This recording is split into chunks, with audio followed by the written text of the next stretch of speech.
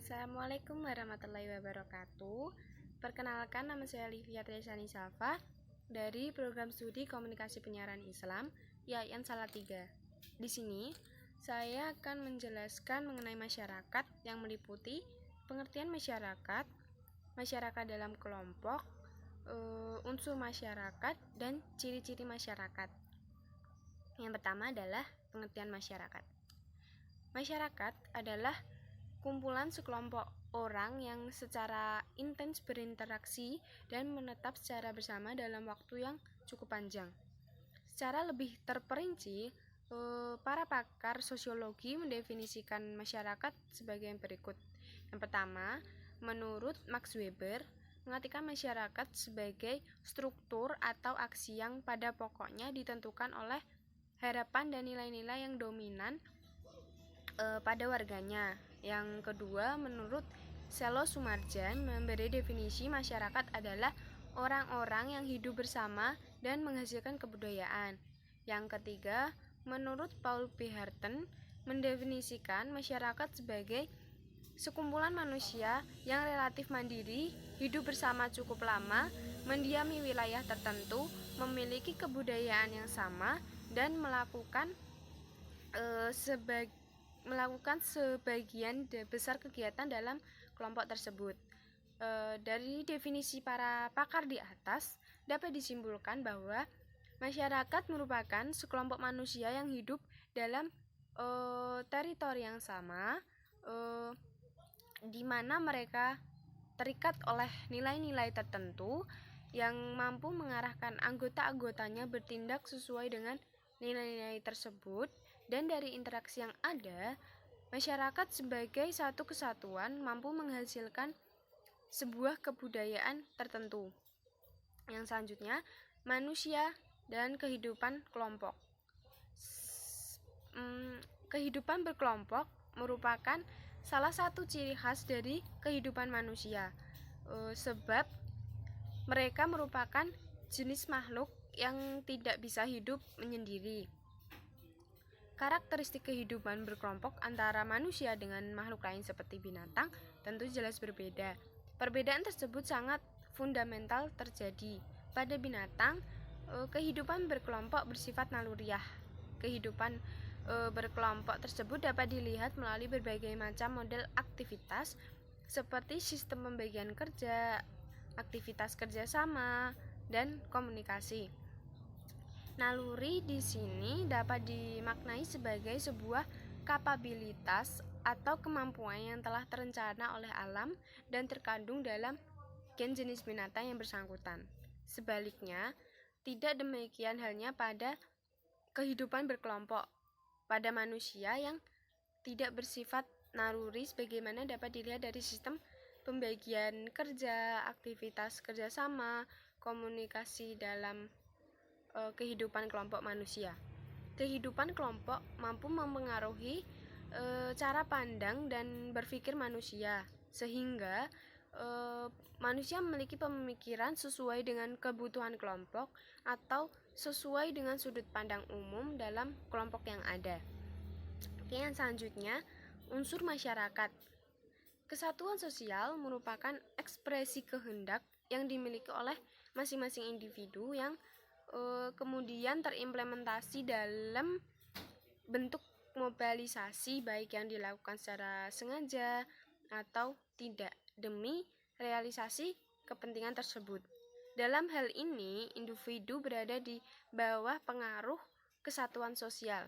Pada dasarnya, jiwa masyarakat tersebut merupakan sebuah potensi dalam rangka mendorong eksistensi kesatuan sosial. Potensi tersebut berasal dari unsur-unsur masyarakat yang meliputi peranata, status, dan peranan sosial.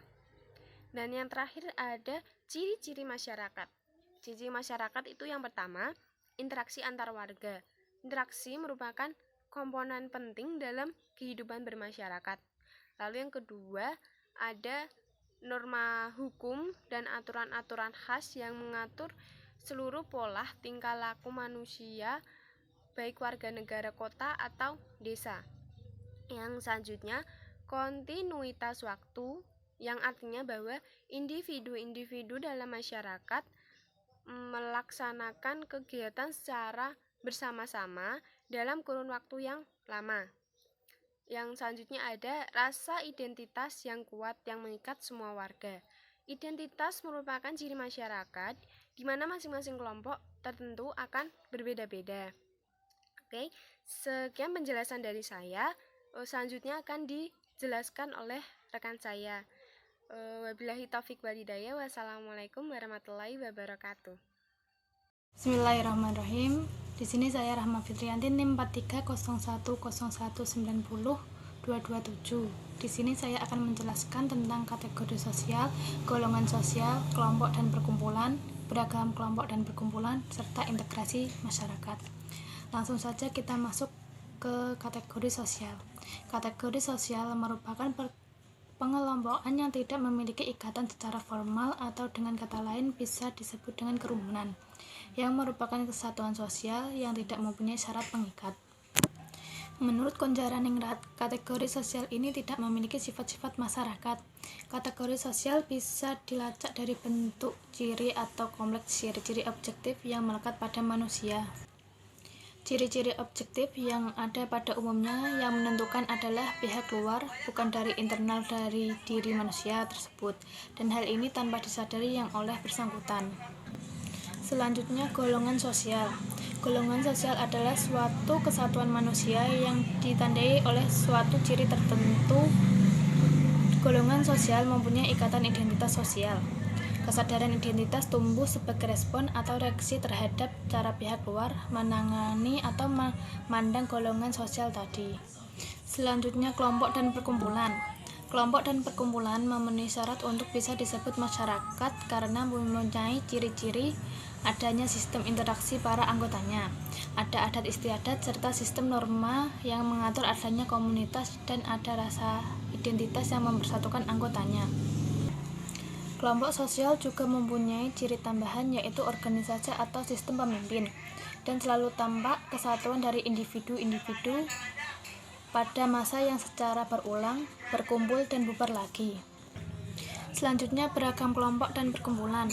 Kelompok memiliki karakteristik tersendiri, karakteristik yang terikat oleh hubungan keturunan atau kekerabatan, misalnya kelompok seperti marga dalam adat Batak dan sebagainya. Sedangkan perkumpulan diklasifikasikan berdasarkan prinsip asas manfaat yang diperoleh. Perkumpulan lebih mendasar pada guna dan keperluan atau fungsinya. Misalkan berbagai perkumpulan yang didirikan oleh manusia berdasarkan profesi dan semacamnya seperti perkumpulan dagang, koperasi, perseroan, dan sebagainya. Yang terakhir adalah integrasi masyarakat. Integrasi masyarakat bisa diartikan sebagai bentuk penyatuan masyarakat yang terdiri dari berbagai macam elemen dalam lingkungan pergaulan. Elemen tersebut biasanya memiliki ciri khas masing-masing, bisa dalam wujud kebudayaan, bahasa, agama, etnik, dan sebagainya. Secara etimologi, integrasi dalam bahasa Inggris adalah integration yang berarti kesempurnaan atau keseluruhan.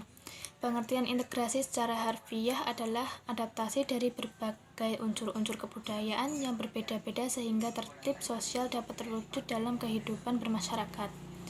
Integrasi masyarakat sendiri bisa terwujud manakala masing-masing individu, lembaga, dan sejenisnya dalam lingkungan memiliki beberapa hal sebagai berikut. Yang pertama, perasaan saling menghargai. Kedua, keterbukaan. Ketiga, tidak egois. Keempat, kesadaran akan pentingnya hidup bermasyarakat. Dan yang kelima, tidak memiliki prasangka buruk. Menurut Ramlan Subakti, ada 5 faktor pendorong terjadinya integrasi, yaitu yang pertama, ikatan primordial. Identitas bersama komunitas dapat terbentuk karena adanya ikatan keaslian kedaerahan, kekerabatan, kebersamaan suku, ras, tempat tinggal, bahasa, dan adat istiadat. Yang kedua, sakral, yakni keyakinan masyarakat yang bersifat sakral terwujud dalam agama dan kepercayaan kepada hal-hal yang bersifat supranatural. Yang ketiga, tokoh, Integrasi dalam masyarakat akan terwujud manakala dalam masyarakat tersebut ada tokoh yang disegani dan dihormati yang memiliki karisma. Yang keempat adalah Bhinneka Tunggal Ika, merupakan alat pemersatu bangsa yang majemuk untuk mencapai integrasi suatu bangsa. Dan yang kelima adalah konsep ekonomi. Perkembangan ekonomi tidak memungkinkan semua pekerja dikerjakan oleh satu orang.